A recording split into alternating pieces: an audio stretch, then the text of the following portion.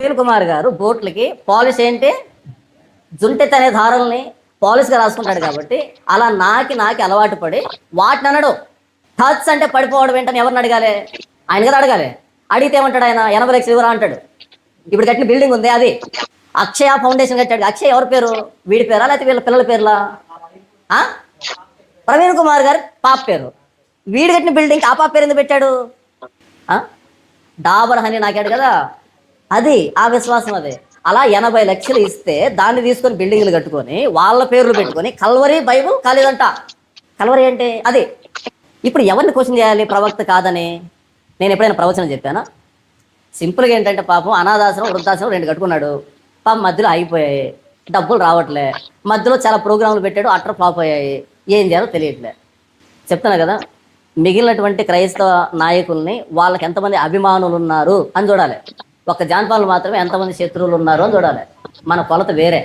జాన్పాల్కి ఎంతమంది శత్రువులు ఉన్నారని కొలత చూడాలి, వాళ్ళకి అభిమానులు ఎంతమంది అని చూడాలి. కాబట్టి జాన్పాల్ మీద వ్యతిరేకత వచ్చింది.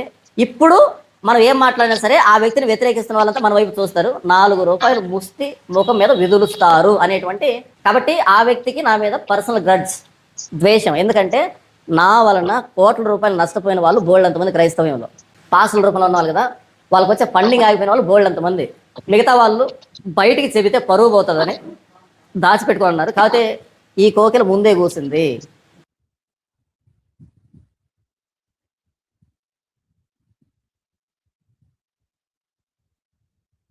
మీట్లో ఉందండి. విన్నారు కదా తమ్ముడు, నేను వివరణ ఇచ్చిన తర్వాత వీళ్ళైతే నువ్వు మాట్లాడు. ప్రియమైన దేవుని బిడ్డలారా, అతడు నాపై ఆరోపించిన ఆరోపణ, నేను బెల్లంపల్లి ప్రవీణ్ కుమార్ గారి యొక్క బూట్లకి జుంటెతేనె దారులు డాబరహాని పూసి నాకుతున్నానట. కాబట్టి నేను కట్టిన అనాథాశ్రమానికి బెల్లంపల్లి ప్రవీణ్ కుమార్ గారు 80 లక్షలు ఇచ్చారట. అలాగే ఆ బిల్డింగ్ కి నేను ప్రవీణ్ కుమార్ గారి యొక్క పేరు పెట్టానట. ఇంకా అతడు ఏం మాట్లాడాడో అవన్నీ మీరు విన్నారు. నేను ముందుగా దీనికి సమాధానం చెప్తా. బెల్లంపల్లి ప్రవీణ్ కుమార్ గారితో కలవడం పాపమా? గతంలో కూడా నేను ఈ సంగతి చెప్పాను. ఎవరు మన ఓల్డ్ ఛానల్ ఉంది కదా ఇంతకుముందు, ఇప్పుడు లేదు, అది టెర్మినేట్ అయిపోయింది. వికార్ గాస్పుల్ మీడియా తండ్రి సన్నిధి కుట్రల వలన ఆ ఛానల్ లేకుండా పోయింది. అందులో నేను ఈ వీడియోస్ అన్నీ ఉంటాయి, ఎడిటింగ్ కూడా చేసి స్టోర్ చేసి పెట్టాను, హార్డ్ డిస్క్లో ఉన్నాయి. వీలైతే దాన్ని కూడా అప్లోడ్ చేస్తాను. బెల్లంపల్లి ప్రవీణ్ కుమార్ గారితో కలిసి నేను ప్రయాణించడం నేను చేసిన పాపమా? పాపమాది. పోనేమన్నా నేను వాళ్ళ మినిస్ట్రీలో జాయిన్ అయ్యాను, లేకపోతే ఆయన బూట్లకి తేనె పూసి నాకుతున్నానా? ఏంటి ఆ మాట తీరు ఏంటి? ఆ పద్ధతి ఏంటి? అంటే వీడు ఏ సేవకుణ్ణి గౌరవించడు, ఏ సేవకునితో కలవడు, ఏ సేవకునితో సహవాసం ఉండదు. నేను పిడి సుందరరావు గారి దగ్గర వాక్యం నేర్చుకున్నాను. ఆయనతో ఉన్నంత వరకు నన్ను నేను తగ్గించుకోకుండా నాకే అంతా తెలుసు అనే ఒక భ్రమలో నేను చాలా కాలం 2011 వరకు గడిపా. 2012 నుండి ఆయన చెప్పిన బోధలు కూడా నేను పరిశీలిస్తూ పునఃపరిశీలిస్తూ చాలా సంగతులు నేర్చుకున్నాను. వారి బోధలు కూడా చాలా ఖండించాను. 2014 ఎండింగ్లో 2015 ప్రారంభంలో నేను బైబిల్ ఓపెన్ యూనివర్సిటీ నుండి బయటకు వచ్చేసా.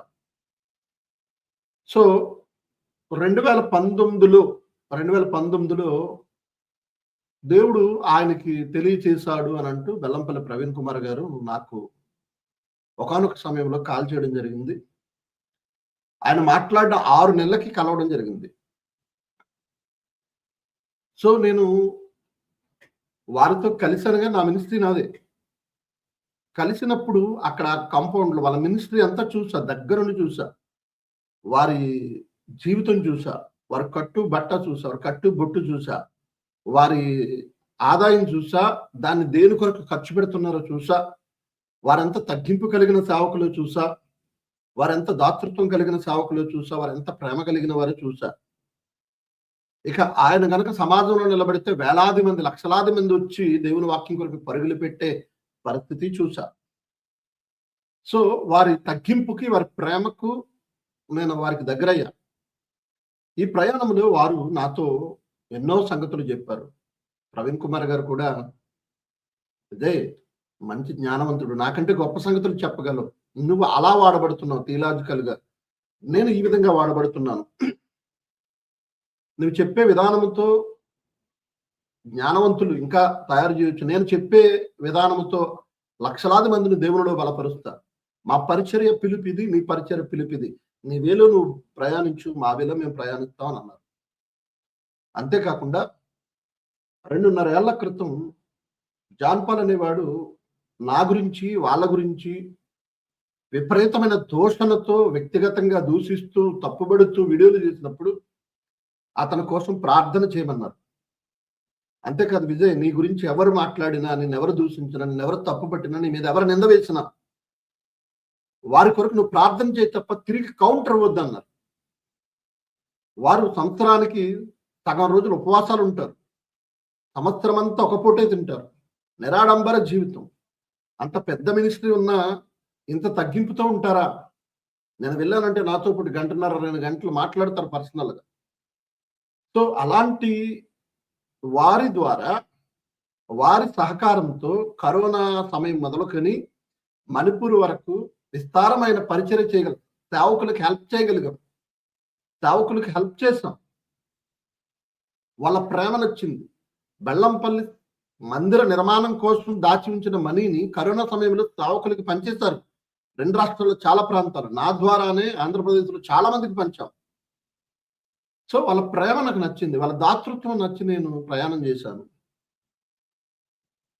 ఒకవేళ నేను బూట్లు నాకాను అని అనుకుంటే ప్రవీణ్ కుమార్ గారి యొక్క పాదాల దగ్గర కూర్చోవడం నాకు ధన్యతగా భావిస్తాను. నేను బెల్లంపల్లి ప్రవీణ్ కుమార్ గారి పాదాల దగ్గర కూర్చోవడం నేను ధన్యతగా భావిస్తా. పిడి సుందర్రావు గారి పాదాల దగ్గర కూర్చోవడం నేను ధన్యతగా భావిస్తా. పిడి సుందర్రావు గారి కాళ్ళు పట్టిన వాడిని నేను. బెల్లంపల్లి ప్రవీణ్ కుమార్ గారు అంటే పిడి సుందర్రావు గారి దగ్గర జ్ఞానం నేర్చుకున్నాను. బెల్లంపల్లి ప్రవీణ్ కుమార్ గారి దగ్గర ప్రేమ తెలుసుకున్నాను. తగ్గింపు నేర్చుకున్నాను. సో ఇద్దరు దైవజనులు కూడా నాకు రోల్ మోడల్గా నాకు అనిపించారు. యేసు క్రీస్తును చూడడానికి, ఇంకా క్రీస్తులో బలపడడానికి వీళ్ళు కూడా నాకు ఈ విషయాల్లో మాదిరయ్యారు. ఓకే, వాడనుకున్నట్టుగా బూట్లకు తేనె పూసి నాకని అనుకుందాం. తప్పేముంది? నాకుతా. మళ్ళా చెప్తున్నా, నాకుతా. ఓకే, ఇంతవరకు ఓకే. బిల్డింగ్కి 80 లక్షలు ఇచ్చారు అని అన్నారు కదా. మొన్న చెప్పని మరలా చెప్తున్నాను. బెల్లంపల్లి ప్రవీణ్ కుమార్ గారు నాకు 80 లక్షలు ఇచ్చినట్టుగా జాన్ పాల్ చేసిన ఆరోపణ నిజమని జాన్ పాల్ నిరూపిస్తే అదే బిల్డింగ్ అతనికి రాసిచ్చేస్తా. అది వికేఆర్ చారిటబుల్ ట్రస్ట్ పేరు మీద ఉంది. ఆ బిల్డింగ్ పేరు glorious building. Building name glorious building. Building పెట్టిన పేరు గ్లోరియస్ బిల్డింగ్. సో ఈ బిల్డింగ్ వికేఆర్ చారిటబుల్ ట్రస్ట్ పేరున ఉంది. ట్రస్ట్ మెంబర్స్ నాతో పాటు మనకు 4 ఉన్నారు. మేమందరం సంతకాలు పెట్టి ఆ బిల్డింగ్ 4 సెంట్ల స్థలంలో ఆ బిల్డింగ్ మొత్తం రాసిచ్చేస్తాం. బెల్లంపల్లి ప్రవీణ్ కుమార్ గారు నాకు 80 లక్షల రూపాయలు ఇచ్చారని జాన్ పాల్ నిరూపించగలిగితే ఆ బిల్డింగ్ అతని పేరు మీద రాసేస్తా. ఎవరు నిరూపించినా వారి పేరు మీద రాసేస్తా. ఇకపోతే అక్షయ ఫౌండేషన్ అంటూ బిల్డింగ్ కట్టాలన్నాడు. లేదు. ఆ వికేఆర్ చారిటబుల్ ట్రస్ట్ లో ఎన్నో విభాగాలు ఉన్నాయి. ఆ విభాగాలలో అక్షయ చిల్డ్రన్ హోమ్. అక్షయ అంటే మేబీ బెల్లంపల్లి ప్రవీణ్ కుమార్ గారి కుమార్తె పేరు అయినా నేను ఆలోచించింది అక్షయ అంటే నిత్యము, అంటే క్షయము కానిది. ఆ పేరు నాకు నచ్చింది. తమ్ముడు విజయప్రసాద్ రెడ్డి గారు అక్షయ ఆహార వితరణ సదస్సును పెడతాడు. అక్షయ ఆహారం, అక్షయ ఫౌండేషన్ వాళ్ళకు ఉంది.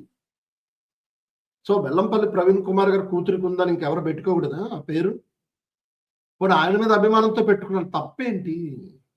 తప్పేంటి? నేను స్వార్థపరుణ్ణి అనుకో, నా పిల్లల పేరు పెట్టుకుంటా, నా పేరు పెట్టుకుంటా. కానీ ఒక దైవజనుడు నాకు ఇష్టమయ్యాడు, వాళ్ళ పాప పేరు పెట్టుకుంటే తప్పేముంది? ఇందులో తప్పేముంది?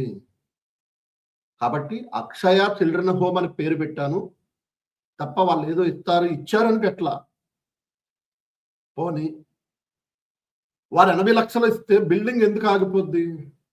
నేను ప్రవీణ్ కుమార్ గారి యొక్క బూట్లు నాకితే బిల్డింగ్ వాడే చెప్పాడు కదా, వృద్ధాశ్రమం అనాథాశ్రమం రెండు బిల్డింగ్లు కట్టాడు అని. లేదు లేదు, నేను ఒకటే అనాథాశ్రమం, చిన్న పిల్లల అనాథాశ్రమం బిల్డింగ్ ఒకటే కన్స్ట్రక్షన్ చేసి అది కూడా సగంలో ఆగిపోయింది. ఎందుకు ఆగిపోయింది అని అంటే వాడే చెప్పాడు కదా, ముందే కూర్చుందని ఏదో అన్నాడు కదా. 2.5 ఏళ్ల క్రితం అనాథాశ్రమం పునాది వేస్తున్నప్పుడు ఆ పునాదికి సంబంధించిన వీడియో పెట్టినప్పుడు వీడు చాలా చెడ్డ ప్రచారం చేశాడు. అనాథాశ్రమాల పేరు దోచుకుంటున్నారు అన్నప్పుడు మేబీ వాడి మాటలు విన్నారేమో తెలియదు. కొంతమంది రాను బిల్డింగ్ 3 ఫ్లోర్లు స్లాబ్లు అయ్యాయి, అందే సహాయం ఆగింది. మరి వాడి మాట వినాగారు లేక ఎవరు క్రీస్తు విజయం జాన్ బాబు మాట వినాగారో తెలియదు. మొత్తానికి వచ్చే సహకారం ఆగింది. కాబట్టి ఆ అనాథాశ్రమం బిల్డింగ్ సగంలో ఆగిపోయింది, ఇంకా పూర్తవలేదు. ఓకే, ఒకవేళ బెల్లంపల్లి ప్రవీణ్ కుమార్ గారు బూట్లే నాకుతుంటే నేను ఆ బిల్డింగ్ అలా ఆగదు కదా, వారే ఇస్తారు కదా. ఇంకా వాళ్ళు ఇచ్చిన వాడన్నట్టుగా 80 లక్షల రూపాయలు సరిపోకపోతే 80 లక్షలు ఇచ్చిన వాళ్ళు ఇంకో 10-20 లక్షలు ఇవ్వలేరా? ఎందుకు ఆగిపోద్ది? కాబట్టి బెల్లంపల్లి ప్రవీణ్ కుమార్ గారు నాకు 80 లక్షలు ఇచ్చారని ఈ జాన్పాల్ అనేవాడు నిరూపిస్తే ఆ బిల్డింగ్ వాడికి రాసి ఇచ్చేస్తాం, గుర్తుపెట్టుకోండి. ఇక వీకేఆర్ చారిటబుల్ ట్రస్ట్ అనే ఈ ట్రస్ట్ లో చర్చ్ కన్స్ట్రక్షన్స్ ఉన్నాయి, అనాథాశ్రమం, వృద్ధాశ్రమం, అలాగే ట్యూషన్ సెంటర్స్, ఇంకా స్కూల్ నిర్మించుకోవచ్చు, బోల్డ్ ఆప్షన్స్ ఉన్నాయి. అందులో ఇదొకటి. వీకేఆర్ చారిటబుల్ ట్రస్ట్ అడ్రస్ అది, గ్లోరియస్ బిల్డింగ్ అనే బిల్డింగ్ నేమ్ అది, అక్షయ చిల్డ్రన్ హోమ్ అనేది అనాథాశ్రమానికి పెట్టిన పేరు, ఒక్కొక్క విభాగం అంతే. ఇక కల్వరి బైబిల్ కాలేజ్ అన్నాడు. కల్వరి బైబిల్ కాలేజ్ అని పెడితే తప్పేంటి? క్రైస్ట్ గోస్పల్ మినిస్ట్రీ నాది. ఈ విభాగానికి Bible college, Calvary Bible college పెట్టాను, తప్పేంటి? కల్వరి టెంపుల్ అని సతీష్ కుమార్ది ఉంది, కల్వరి మినిస్ట్రీస్ అని చాలా మంది ఉన్నాయి, కల్వరి మినిస్ట్రీస్ అని బెల్లంపల్లి ప్రవీణ్ కుమార్ గారిది ఉంది, అలాగే వీకేఆర్ది ఉంటుంది. కల్వరి బైబిల్ కాలేజ్ తప్పేంటి? కల్వరి అంటే తప్పేంటి? తప్పేముంది? ఇప్పుడు జాన్పాల్ అనేవాడికి ఎవడో స్థలం ఇచ్చాడని చెప్పారు. ఎందుకు ఇచ్చారు? నువ్వంటే ఏదో చేసేస్తున్నావు నిన్ను నమ్మే కదా ఇచ్చారు. నీ బాబు సంపాదించింది ఏమి కాదు కదా, నువ్వు ఏదో ఇప్పుడు చర్చ కట్టిందో ఏదో అలాగే ఇచ్చారనుకో, తప్పేముంది? ఒకవేళ ఎవరన్నా చేసుంటే బెల్లంపల్లి ప్రవీణ్ కుమార్ గారు సహాయం చేశారు అని అనుకుంటే తప్పేంటి? వాళ్ళు ఏమీ నన్ను పోషించడం లేదు, వాళ్ళ మినిస్ట్రీకి నేను భజన చేస్తే నాకేమి ఇవ్వడంలా కదా. వాళ్ళ మీద ప్రేమ ఉంది నాకు, ఇప్పటికీ ఉంది, ఎప్పటికీ ఉంటుంది. సో నాకు వాళ్ళ మీద ప్రేమ ఉందని వాళ్ళకి నాకు ఇవ్వాలనే రూల్ ఏమి లేదు. ఒకవేళ వాళ్ళ బూట్లు నాకుతూ ఉంటే చెబుతున్నాను దేవుని బిడ్డలారా, చాలా ఆర్థిక సమస్యల్లో ఉన్నాను నేను. ఎందుకంటే చాలా భారాలు పెట్టుకున్నాను. కొంతమంది చెడ్డ ప్రచారం చేయడం వల్ల కొంత సహాయం ఆగిపోయింది. జార్ఖండ్ రాష్ట్రంలో 30 మంది సేవకులకు హెల్ప్ చేసి వరం ఆగిపోయింది. అనాథ బిడ్డలను తీసుకొచ్చి ఇక్కడ పెడదాం అనుకున్న అనాథ పిల్లలకు నెల సహాయం పంపించేవని అది ఆగిపోయింది. పిల్లల్ని ఇక్కడ తీసుకురాకుండా నిర్మాణం ఆగిపోయింది. ఇక ఎన్నో ఒక పాట 2 నెలలకు 3 నెలలకు ఒక పాట రిలీజ్ చేసాను. ఒక్కొక్క పాటకి 50,000 నుంచి 1,00,000 రూపాయలు అయ్యేది. లేదు, ఇప్పుడు ఈ బిల్డింగ్ నిమిత్తం చేసిన కొన్ని అప్పులు, కార్యక్రమాల నిమిత్తం నేను చేసిన కొన్ని అప్పులు, అవి నాకు పీక మీదకి వచ్చాయి. వడ్డీలు కట్టలేకపోతున్నాను. ఇంచుమించు 10-15 లక్షలకు నేను వడ్డీలు కట్టాలి, ఈఎంఐలు కట్టాలి. ఎందుకంటే 1 ఇయర్లో 9 నెలల్లో బిల్డింగ్ లేపేసా, ఎక్కడ దొరికితే అక్కడ డబ్బులు తెచ్చేసా. సో బెల్లంపల్లి ప్రవీణ్ కుమార్ గారు బూట్లు నాకితే నాకు ఎందుకు నప్పులు ఉంటాయి? ఈరోజు నా కుటుంబం పోషింపబడడానికి మాత్రమే నాకు సహాయం ఉంది తప్ప అదనంగా నాకు ఏ సహాయం లేదు. నేను, నా కుటుంబం, నా చుట్టూ ఉన్నవారు, నా ప్రయాణ ఖర్చులు, వీటికి మాత్రమే నాకు సహాయం దేవుడు అందిస్తున్నాడు తప్ప అదనంగా అనాథాశ్రమం కొరకు కానీ ఇతర కార్యక్రమాల గురించి కానీ సహాయం లేదు. నేనేం పాడైపోలేదు, బాగానే బ్రతుకుతున్నా, కడుపు నిండా భోజనం చేస్తున్నా, ఉన్న బట్టలు కట్టుకుంటున్నా, గూడుంది. కానీ ఎన్నో దేవుని కార్యక్రమాలు ఆగిపోయాయి, అది బాధపడ్డాను నేను. ఇది ఒక వివరణ. ఇంకొకటి, అతడి మీద పర్సనల్ గర్జ్ ఉంది అన్నాడు. నిజంగా అతడి మీద వ్యక్తిగత ద్వేషమే ఉంటే, నాకు అతడి మీద వ్యక్తిగత ద్వేషమే ఉంటే అతడు నా మీద 2.5 సంవత్సరాల క్రితం వీడియో మాట్లాడు, 2.5 years అయింది అతడి వీడియోలు మాట్లాడి. అప్పటి నుంచి ఇప్పటి వరకు అతడి మీద నాకు పర్సనల్ గజ్జి ఉంటే, అతడి మీద వ్యక్తిగత ద్వేషం ఉంటే, ఎన్ని కౌంటర్లు ఇవ్వాలి, ఎన్ని వీడియోలు చేయాలి, ఇప్పటికి ఈ రోజు ఇలా నిలవడం, ఆ రోజు తొక్కి పడేద్దాం. కానీ బెల్లంపల్లి ప్రవీణ్ కుమార్ గారు సైలెంట్ అయిపోయి, వద్దున అన్న ఎవరిని ఏమనొద్దు అని చెప్పారు వాళ్ళు. నేను చాలా మంది మీద మాట్లాడాలి, అయినా వాళ్ళ మాట వినకుండా కూడా చాలా మంది కౌంటర్స్ ఇచ్చాను నేను. కానీ జాన్ పాల్ అనేవాడిని ప్రేమించాను. ఇప్పుడు ఆవేశంలో ఉన్నాడు, అలా మాట్లాడుతాడు, మారతాడులే అనుకున్నా. ఎందుకంటే అంతకుముందు ఫోన్లో అన్నయ్య అన్నయ్య అంటే చాలా బాగా మాట్లాడేవాడు. సో ఎప్పుడు వీడు నా మీద కక్ష కట్టాడంటే, మనం చెప్పాను మరలా చెప్తున్నాను, సామ్యూల్ కర్మోజీ గారి కుమార్తె శ్రేష్ఠ కర్మోజీ మీద వీడు వీడియోలు మాట్లాడుతున్నప్పుడు, ఆడపిల్ల మీద అబ్యూసింగ్ గా వీడియోలు చేస్తున్నప్పుడు విశాఖపట్నంలో సామ్యూల్ కర్మోజీ గారు కేసు పెట్టారు. వీడు కడప నుంచి విశాఖపట్నం వరకు వెళ్ళాడు. అది సామ్యూల్ కర్మోజీ గారు వాళ్ళ అమ్మకు తెలిసింది. కన్న కొడుకు మీద మనవరాల మీద వీడియోలు చేస్తుంటే ఆ తల్లి, ఎంత గొప్ప తల్లి, ఆ తల్లి జాన్ పాల్కి 50,000 ఇచ్చింది. అదే వాడే చెప్పాడు, 50,000 ఇచ్చింది వాళ్ళ అమ్మ. ఎందుకు తీసుకున్నావు తమ్ముడు అని అంటే, ఇచ్చినప్పుడు తీసుకోవాలి కదా అన్నాడు. దానికి ఏం చెప్పాడంటే వాడు, నా కొడుకు నీ మీద కేసులు పెట్టారు కదా, ఖర్చులకు ఉంటాయి అని ఇచ్చిందట. అప్పుడు ఏం చెప్పాలి సన్నాసిగాడు? ఏం చెప్పాలమ్మా, నీ కొడుకు మీద నేను వీడియోలు చేస్తున్నాను, నీ కూతురు మీద వీడియోలు చేస్తున్నాను, ఇప్పుడు నీవు ఇచ్చిన డబ్బులు తీసుకుంటే డబ్బులు తీసుకుని వీడియోలు చేస్తానని అంటారు, వద్దమ్మా అని అనాలిగా వీడి గాడిద. కానీ వీడు ధనాపేక్ష కలిగిన వాడు, ఇవ్వగానే తీసేసుకున్నాడు. 50,000 పంపించింది ఆ తల్లి. అది నేను ఒక సందర్భంలో చెప్పా, నువ్వు సామ్యూల్ కర్మోజీ మీద ఆ కుమార్తె మీద వీడియోలు చేస్తున్నప్పుడు ఆ తల్లి 50,000 ఇచ్చిందంటే నువ్వు ఎందుకు తీసుకున్నావు అంటే, ఇంకా వీడియోలు చేయమని చెప్తుందా నీకు, అందుకు ఇచ్చిందా వీడియోలు అని నేను అతన్ని ప్రశ్నించా. వాడు వ్యక్తిగత ద్వేషం పెట్టుకుని నేను ఇలా అన్నానని వాడి క్రెడిబిలిటీ ఎక్కడ దెబ్బ తినేస్తుందో అని భయంతో వాడు నన్ను సమాజానికి చెడ్డగా చూపించాడు. నా మీద వీడియోలు చేస్తాడు కంటిన్యూగా. కానీ వాడి మీద తిరిగి ఒకే ఒక వీడియో చేశాడు, చిట్టు తమ్ముడు మారు మనసు పొందు అని. అప్పటి నుంచి మళ్ళా వీడి గురించి నేను మాట్లాడలేదు. ఒకవేళ వీడి మీద పర్సనల్ గా, వీడి మీద వ్యక్తిగత ద్వేషమే నాకు ఉంటే, మొన్నటి వరకు భాను మేకల అనే సహోదరుడు తన ఛానల్ ద్వారా వీడు వ్యభిచార రంకంతా బయటపెట్టాడు, వీడు అక్రమ సంపాదన అంతా బయటపెట్టాడు భాను మేకల. అప్పుడు మేమేమైనా మాట కలిపామా? అప్పుడేమైనా నేను వీడియోలు చేశానా? ఒరే నువ్వు రెడ్ హ్యాండెడ్ గా దొరికినప్పుడు ఏమైనా నేనేమైనా నీ మీద వీడియోలు చేశానా? వ్యక్తిగత ద్వేషం ఉంటే అప్పుడే చెడుగుడు ఆడేయాలి కదరా నిన్ను. కానీ ఎందుకు చెడుగుడు ఆడలేదు నిన్ను, ఎందుకు నేను మాట్లాడలేదు, మేము ఎందుకు మాట్లాడలేదు అని అంటే, ఒరే నీ మీద ఏ ద్వేషం లేదు అన్న సంకేతం అది. మరి ఇప్పుడు ఎందుకు మాట్లాడుతున్నారని అంటే, నీ దగ్గర ఉన్న కొంతమంది సహోదరులు నీవు మాట్లాడిన ఈ మధ్యకాలంలో మాట్లాడిన వీడియోలు వాళ్ళు నాకు పంపిస్తున్నారు. పంపించి ఇదిగో అన్న ఈ నిమిషం దగ్గర నుంచి ఈ నిమిషం వరకు ఇలా మాట్లాడాడు, వాక్య విరుద్ధంగా అనిపిస్తుంది, మాకు దీని మీద వివరణ ఇవ్వండి అంటూ కౌంటర్ ఇవ్వండి అని నీ దగ్గరున్న వాళ్ళు, నీ దగ్గరున్న మనుషులు, నిన్ను నమ్మిన వారు నువ్వు మాట్లాడిన వీడియోలు నాకు పంపించి వాక్య విరుద్ధంగా ఉన్నాయన్నా, ఎంతో మంది యువత చెడిపోయేలా ఉన్నారు, మా మాట విండతడు, మీరు మాట్లాడండి, ఖండించండి అని అంటే నేను ఖండిస్తున్నాను. ఇదిరా ఎందుకు మాట్లాడుతున్న వీడియోస్. తర్వాత వీడు మాట్లాడుతూ ఇతడి వల్ల ఎందరో చావుకులకి కోట్లాది రూపాయల ఫండ్స్ ఆగిపోయాయట. దేవుని బిడ్డలరా, న్యాయమాది నిజంగా ఎందరో చావుకులు ఎన్నో గోల్స్ పెట్టుకున్నారు. దరిద్రులు ఉన్నారండి, జలసాలు చేసే వాళ్ళు ఉన్నారు, దేవుని సొమ్మును వృధాగా చేసే వాళ్ళు ఉన్నారు. వాళ్ళని బట్టి యథార్థవంతుల మీద కూడా పడుతుంది కదా మచ్చ. వీడి వల్ల కోట్లాది రూపాయల ఫండ్స్ ఆగిపోయిన వాళ్ళు ఉన్నారట, వాళ్ళు ఎవరికి చెప్పుకోలేకపోతున్నారట. నేను ముందే కూర్చానట, ఈ కోకిల ముందే కూర్చుందట. అంటే వాడు చెడ్డ ప్రచారం చేయడం వలన దేవుని కార్యక్రమాలు ఆగిపోయాయా? వీకేఆర్ తలపెట్టినవి వీకేఆర్ నాశనం అయిపోయాడా? 2.5 ఏళ్లుగా వీకేఆర్ ఎదుగుతూనే ఉన్నాడు, ముందుకు సాగుతూనే ఉన్నాడు. ఎటొచ్చి అనాథాశ్రమానికి సంబంధించిన ఆ బిల్డింగ్ కన్స్ట్రక్షన్ 1000-2000 కాదు కదా, 1000-2000 కాదు కదండి, లక్షలాది రూపాయలు కావాలి బిల్డింగ్ కంప్లీట్ అవ్వాలంటే. ఇంకొక 10-15 లక్షలు కావాలి. లేవు, అంత సహాయం రాలేదు కనుక ఆగిపోయింది. నేను బాగానే ఉన్నానుగా.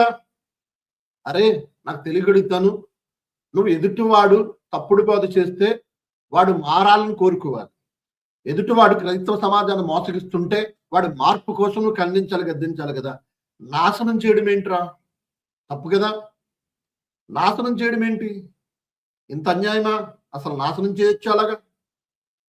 దేవుని కార్యక్రమాలకు అడ్డు తగలొచ్చా? నువ్వు ఏదంటే సిద్ధాంతపరంగా ఉంటే తేల్చుకోవచ్చు కదా, అలా నాశనం చేయొచ్చా? కాబట్టి దేవుని బిడ్డలారా, ఈ జాన్ పాల్ అనే వాడి మీద వ్యక్తిగత ద్వేషం, ఈ జాన్ పాల్ అనే వాడి మీద వ్యక్తిగత ద్వేషం పెట్టుకునేంత పెద్దోడు కాదు, అంత జ్ఞానవంతుడు కాదు. అతనికి నాకు ఏ వ్యక్తిగత ద్వేషాలు లేవు. నేను అతన్ని క్షమించి ప్రేమించి విడిచిపెట్టేస్తా. దేవుడు ఇచ్చాడు, ఎంతవరకు కట్టాలో అంతవరకు కట్టాను. ఈ తోడేల మాట విని ఒకవేళ ఆగిపోయారు అనుకో దేవుని బిడ్డలు, నాకు వచ్చే నష్టమే లేదు, దేవుని పని ఆగిపోయింది. నేను తిండి లేకుండా ఏమైనా ఉన్నానా? ఆ బిల్డింగ్ కోసం మేము ఎన్నో కష్టాలు అనుభవించాం. కడుపు మార్చుకున్న రోజులు ఉన్నాయి. 1.5 ఇయర్గా బట్టలు కొనుక్కోలేని పరిస్థితులు ఉన్నాయి. మేము కుటుంబం మేము పచ్చడి మెతుకులతో తిన్న రోజులు ఉన్నాయి. ఆ బిల్డింగ్ కట్టినంత కాలం ఇంకా పూర్తి అవ్వలేదని బాధ వేదన ఉంది అంతే తప్ప వాడి మీద వ్యక్తిగత ద్వేషము నాకు లేదు.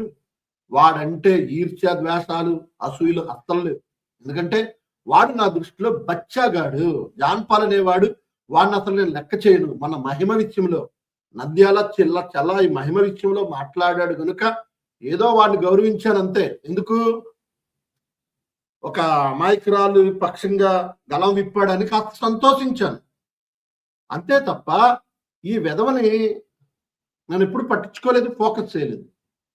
కాబట్టి నా మీద అతనికి ఉందేమో, అతని మీద నాకు ఏ విధమైన ద్వేషము లేదు. ఒరే జాన్ పాల్ తోడేలు, తెలుసుకో, నీకు ఛాలెంజ్ చేస్తున్నాను. బెల్లంపల్లి ప్రవీణ్ కుమార్ గారు నాకు 80 లక్షలు ఇచ్చారని నిరూపిస్తే ఈ అనాథాశ్రమం బిల్డింగ్ నీ పేరు నా పర్సనల్ గా నీకు రాసి ఇచ్చేస్తాం. ట్రస్టులు ఎంతమంది ఉన్నారు అందరూ సంతకాలతో విత్ రిజిస్ట్రేషన్ చేంజ్ నీకు ఇచ్చేస్తా, చూసుకో. తమ్ముడు ఏమంటావు? అన్నయ్య, ఇక జాన్ పాల్ మాట్లాడుతున్న మాటలు యాక్చువల్ గా మనోడు వ్యక్తిగత దేశంతోనే మాట్లాడుతున్నాడు. మనోడు వ్యక్తిగత దేశంతో మాట్లాడుతున్నాడు. యాక్చువల్ గా మనం అతను చేసిన బోధ విషయమే మాట్లాడుతున్నాం. నువ్వు ఇలా మాట్లాడు అలా మాట్లాడు, బైబిల్ విరుద్ధమైన బోధ అని చెప్తున్నాం. మన బోధకు సంబంధించిన విషయాలు మాట్లాడుతూ ఉంటే ఆయన బోధతో ఖండించాలి, బోధతో మన బోధను సరిచేసే ప్రయత్నం లేదా మన బోధను తప్పొట్టే ప్రయత్నం చేయాలి. అది చేయకుండా మళ్ళీ వ్యక్తిగతంగా మాట్లాడుతున్నాడు ఆయన, వ్యక్తిగత దోషం చేస్తున్నాడు ఆయన. అంటే బోధ విషయంలో ఎదుర్కోలేక వ్యక్తిగతంగా దాడి చేసే ప్రయత్నం ఆయన చేస్తూ ఆయన మీద ఏదో మనకు ఏదో వ్యక్తిగత కక్ష ఉందని మాట్లాడుతున్నామని ఆయన ఫీల్ అవుతున్నాడు. అలా వాళ్ళు నిజంగానే ఆయన మీద వ్యక్తిగత కక్ష ఉంటే ఆ మధ్యకాలంలో భానుమేకల జాన్ పాల్ వీడియోలో మాట్లాడుతూ తమ్ముళ్ళని ఇలా వేసాడు, కుక్కలా బొమ్మేసి గొలుసు కట్టి కాలుగా పడేసుకున్నాడు. ఆ రోజు నాకు ఇప్పటికీ గుర్తు. మీరు భానుమేకలతో మీరు ఫోన్ కాల్ మాట్లాడారు, ఇది చాలా తప్పు, చాలా రాంగ్, ఒక సేవకుడు మీరు కాలు కింద పెట్టుకోకూడదని. నిజంగా వ్యక్తిగత దేశం ఉంటే అరే తమ్ముడు భలే వేసేవారా నువ్వు అలా చేయని అనొచ్చు కదా, అనలేదు. పైగా ఆయనకి సంబంధించి ఏదో అక్రమ సంబంధాల కోసం ఏదో బయటకు వస్తే దాని మీద మాట్లాడడానికి మన స్కోప్ ఉంది, కానీ మనం మాట్లాడలేదు. నిజంగా వ్యక్తిగత కక్ష ఉంటే మాట్లాడతాం కదా, మాట్లాడలేదు. మనం మాట్లాడకపోగా నాకు చాలా మంది కాల్స్ చేశారు, పర్సనల్ గా చాలా మంది మెసేజ్ పెట్టారు, మీరు ఎందుకు మాట్లాడలేదు, జాన్ పాల్ మీరు సపోర్ట్ చేస్తున్నారా అని చాలా మంది మెసేజ్లు పెట్టారు, ఫోన్లు కూడా చేశారు. అలాంటప్పుడు అయినా సరే వాళ్ళు అడుగుతున్నారని కూడా మనం మాట్లాడవచ్చు, కానీ మనం మాట్లాడలేదు.